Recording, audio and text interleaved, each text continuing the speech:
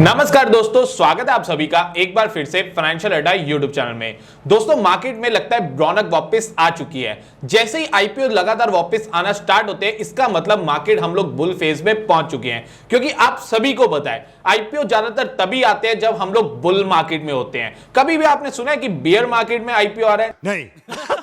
वो आएगा ही नहीं, क्योंकि बियर मार्केट में आईपीओ को सब्सक्रिप्शन मिलने के चांसेस बहुत ही कम होते हैं। इसीलिए ज्यादातर आईपीओ तभी आते हैं जब मार्केट में बुल वापस आते हैं, यानी मार्केट में तेजी हो जाती है। उसी तरह जैसी मार्केट में तेजी हुई, आईपीओ के ऊपर आईपीओ अनाउंसमेंट आ रही है। अब एक आईपीओ जो कल बहुत जल्दी ओपन होने वाला है, यानी आज मैं वीडियो बना रहा हूं 19 जून को और आईपीओ ओपन होने जा रहा है 20 जून को और क्लोज होगा 23 जून को। आईपीओ का नाम है HMA agro industries limited. Company क्या करती है, इसका आईपीओ में अप्लाई करना है या नहीं करना, जीएमपी कितना है, आज की वीडियो में हम लोग डिस्कस करने वाले हैं। तो वीडियो शुरू करने से पहले आप सभी से रिक्वेस्ट है, अगर आपने अभी तक हमारा चैनल फाइनेंशियल अड्डा सब्सक्राइब नहीं किया तो चैनल को सब्सक्राइब कर लो और साथ में दिए गए बेल आइकन को जरूर दबाओ और हमारा free Telegram channel and WhatsApp group भी जरूर ज्वाइन करो, क्योंकि आईपीओ के सबसे पहले अपडेट्स टेलीग्राम चैनल पर ही आते हैं। लिंक डिस्क्रिप्शन में है, जरूर ज्वाइन करो। चलिए स्टार्ट करते हैं आज की रिव्यू वीडियो। सबसे पहले बात करते हैं एचएमए एग्रो इंडस्ट्री कंपनी करती क्या है। सबसे पहले ध्यान से समझो, इनकॉर्पोरेटेड हुई थी 2008 में। एचएमए एग्रो इंडस्ट्री लिमिटेड जो है वो एक फूड ट्रेड ऑर्गेनाइजेशन है जो हैंडल करती है फूड एंड एग्रो प्रोडक्ट्स, जिसमें इंक्लूड करते हैं फ्रोजन फ्रेश बुफेलो मीट, यानी ये बुफेलो मीट का जो है काम करती है, फ्रोजन करके उसको सेल करती है। उसके साथ साथ फ्रोजन नेचुरल प्रोडक्ट्स और वेजिटेबल्स में भी ये कंपनी डील करती है। अगर बेसिक में कहें तो कंपनी ज्यादातर जो काम करती है वो बुफेलो मीट में है और कंपनी काफी one of the largest exporter है बुफेलो मीट की फ्रॉम इंडिया। यहां पर मैं दोबारा आप लोगों को पढ़ के सुनाता हूं। HMA agro industry is one of the largest exporter of fresh frozen buffalo meat products from India and account for more than 10% of its total exports of frozen buffalo meat। यानी जितना भी इंडिया में से frozen buffalo meet जाता है उसका 10% जो है वो एचएमए एग्रो इंडस्ट्री लिमिटेड यहां पर भेजती है।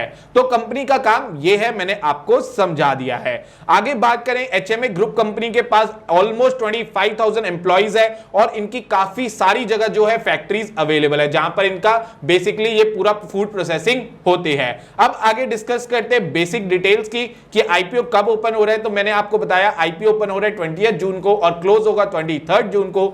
लिस्टिंग रेट अभी अनाउंस नहीं हुई है। फेस वैल्यू की बात करूं, 10 रुपीज पर शेयर की फेस वैल्यू है। प्राइस बैंड यहां पर जो रखा गया है वो रखा गया है 555 टू 585 रुपीज पर शेयर का। टोटल इशू साइज की बात करूं तो टोटल इशू साइज है 480 करोड़, जिसमें से फ्रेश इशू है 150 करोड़ का और ऑफर फॉर सेल है रेश 330 करोड़ का।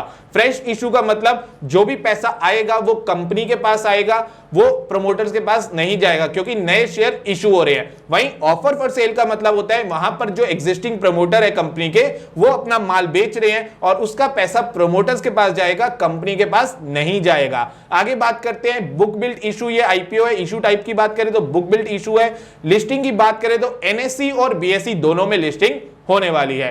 बेसिस ऑफ अलॉटमेंट की बात करें तो 29 जून को अलॉटमेंट आउट हो जाएगी और रिफंड की बात करें तो 30 जून को रिफंड स्टार्ट हो जाएगा।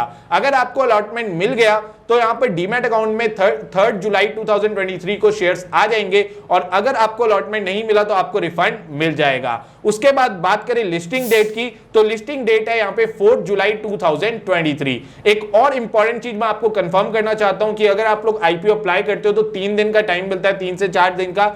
जो लास्ट डे होता है, लास्ट डे में 5 बजे से पहले ही आपको मैंडेट भरना होगा, यानी मैंडेट को कंफर्म करना होगा। अगर आप 5 बजे के बाद मैंडेट कंफर्म करते हो तो आपकी आईपीओ एप्लीकेशन रिजेक्ट हो जाएगी, तो इस चीज का जरूर ध्यान रखना। आगे बात करते हैं लॉट साइज की, तो एक लॉट में जो रिटेल कैटेगरी का लॉट है उसमें 25 शेयर्स है और टोटल अमाउंट जो आपको पे करना है वो होगा 14,625। मैक्सिमम रिटेल आप अप्लाई कर सकते हो 13 लॉट, जिसमें शेयर्स होते हैं 325 और टोटल अमाउंट होगा 1,90,125।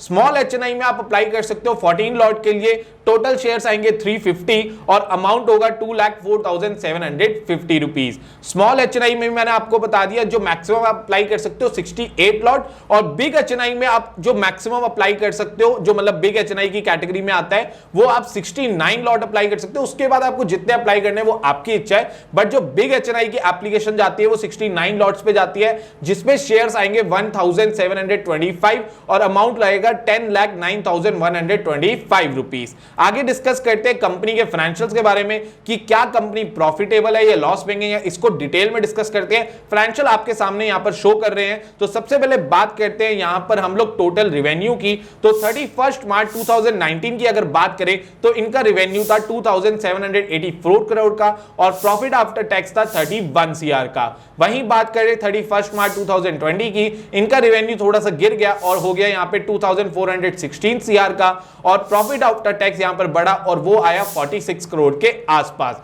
31 मार्च 2021 की अगर बात करें तो टोटल रेवेन्यू यहां पर काफी कम हो गया यहां पर अमाउंट 1720, बट प्रॉफिट लगातार इंक्रीज कर रहा है और प्रॉफिट आया यहां पे 71 करोड़ का। उसके बाद 31 मार्च 2022 की अगर मैं बात करूं तो टोटल रेवेन्यू काफी अच्छी से ग्रो हुआ, 3138 का इन्होंने टोटल रेवेन्यू किया और प्रॉफिट आफ्टर टैक्स जो इनको निकल के आया वो आया 1017 करोड़ का, यानी 117 करोड़ का प्रॉफिट। ओवरऑल अगर हम बात करें तो प्रॉफिटेबल कंपनी है, कंपनी में कोई ऐसा नहीं है लॉस हो रहा है, कंपनी को रेगुलर पिछले 3-4 सालों से प्रॉफिट हो रहा है। टोटल बोरोइंग्स की अगर मैं बात करूं तो यहां पे बोरोइंग लगातार इंक्रीज होती हुई हमें नजर आ रही है। 31 मार्च 2019 में इनकी बोरोइंग्स थी 131 सीआर की और आज इनकी बोरोइंग्स है 330 सीआर की, यानी बोरोइंग्स कंपनी ने काफी यानी कर्जा काफी ज्यादा लिया हुआ है, तो बोरोइंग्स थोड़ी सी अभी कंपनी के लिए ज्यादा है। उसके बाद बात करें पी की बात करें तो 19.4 यहां पे कंपनी का पी निकल के आता है। ईपीएस की बात करें तो 18.83 यहां पे कंपनी का अर्निंग पर शेयर है और रिटर्न ऑन नेटवर्थ की बात करें तो 28.78% का रिटर्न ऑन नेटवर्थ है। आगे डिस्कस करते हैं ऑब्जेक्टिव ऑफ द इशू, यानी आईपीओ लाने के पीछे ऑब्जेक्टिव क्या है। तो आईपीओ लाने के पीछे ऑब्जेक्टिव है वर्किंग कैपिटल रिक्वायरमेंट कंपनी की मीट करना और सेकंड ऑब्जेक्टिव है जनरल कॉर्पोरेट पर्पसेस। अब बात करते हैं ग्रे मार्केट प्रीमियम की, जो कि बहुत ही इंपॉर्टेंट होता है, उसी से हमें पता चलता है कि लिस्टिंग गेन हमें देखने को मिलेगा या नहीं मिलेगा। अभी इस आईपीओ का ग्रे मार्केट प्रीमियम चल रहा है 28 से 30 रुपए यानी 30 रुपीस के आसपास और 25 का लॉट है, तो हमें मोटा मोटा बहुत ज्यादा यहां पर प्रॉफिट देखने को नहीं मिल रहा। मुझे जहां तक अभी नजर आ रहा है ग्रे मार्केट प्रीमियम के थ्रू, तो यहां पे हमें 500 से 600 रुपए तक का ग्रे मार्केट प्रीमियम पर लॉट हमें नजर आ रहा है। पर शेयर 25 से 30 रुपए के बीच में यहां पर हमें ग्रे मार्केट प्रीमियम ऊपर नीचे चल रहा है। अब ग्रे मार्केट प्रीमियम इस कंपनी का इतना कम क्यों है उसके पीछे भी आएंगे। तो अब मैं आपको डिस्कस करने वाला हूं कि क्या मैं इस आईपीओ को अप्लाई करूंगा या अवॉइड करूंगा। तो पहले ध्यान से सुनो। अब देखो कंपनी क्या काम करती है, जैसे कि हमने ऊपर डिस्कस करा, कंपनी डील करती है बुफेलो मीट में। बुफेलो मीट में डील करती है, तो बहुत सारे लोग यहां पर इस आईपीओ को अवॉइड करने वाले हैं। मैं इस आईपीओ को अप्लाई करूं या अवॉइड करूं, मैं आपको बताने वाला हूं। ध्यान से सुनो।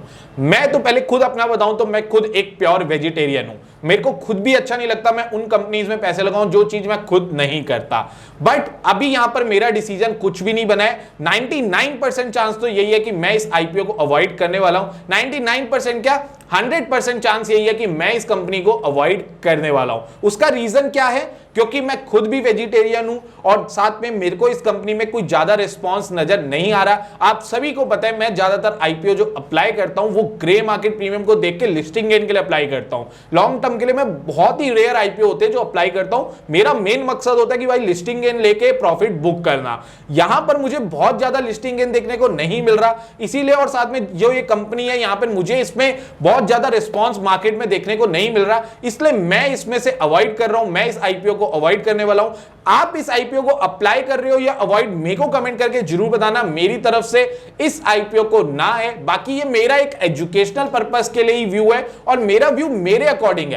आपका व्यू हो सकता है आप अप्लाई करो या अवॉइड करो, मेरा व्यू मेरे मार्केट के व्यू को देख के या मार्केट की अंडरस्टैंडिंग को देख के और मेरे कुछ पर्सनल रीजंस की वजह से मैं इसको अवॉइड कर रहा हूं। बट आपको अप्लाई करना है या नहीं करना ये आपका डिसीजन है। बाकी मैं एक बार फिर से डिस्क्लेमर देना चाहता हूं, जो भी मैंने आज वीडियो में में बात करी ये प्योर एजुकेशनल पर्पस के लिए, कोई भी एडवाइस नहीं है। आपको कुछ भी कहीं पे भी आईपीओ अप्लाई करना हो या खुद कोई भी डिसीजन लेना हो, आप सोच समझ के डिसीजन लो या अपने फाइनेंशियल एडवाइजर की एडवाइस जरूर लो। मैं इस आईपीओ को अवॉइड कर रहा हूं, आप लोग अप्लाई कर रहे हो या अवॉइड, कमेंट करके मेरे को जरूर बताना। आज के आईपीओ वीडियो के लिए इतना ही। जाते जाते रिक्वेस्ट करूंगा, अगर आपकी कोई भी क्वेरी हो इस आईपीओ से रिलेटेड या और कोई और आईपीओ से रिलेटेड, आप कमेंट करके मेरे से पूछ सकते हो। हमारी वेबसाइट www.financialadda.co.in वेबसाइट पे आप विजिट करके फ्री ई बुक्स क्लेम कर सकते हो और साथ में आपको बहुत सारा अमेजिंग स्टफ, हमारी जो मर्चेंडाइज है, फाइनेंशियल अड्डा की ऑफिशियल मर्चेंडाइज लॉन्च हो चुकी है। हमें लॉन्च करे 6 महीने हो चुके हैं,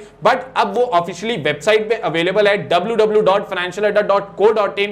इस वेबसाइट पे जाके आप हमारी मर्चेंडाइज परचेस कर सकते हो और इसी वेबसाइट पे जाके आपको फ्री ई बुक्स मिलेगी, जो कि 5 फ्री ई बुक्स हम लोग दे रहे हैं। जल्दी से जाइए www.financialadda.co.in और फ्री ई बुक्स डाउनलोड करें और हमारी मर्चेंडाइज भी आप परचेस कर सकते हैं। आज की वीडियो के लिए इतना ही, मिलते हैं नेक्स्ट वीडियो में। नमस्कार।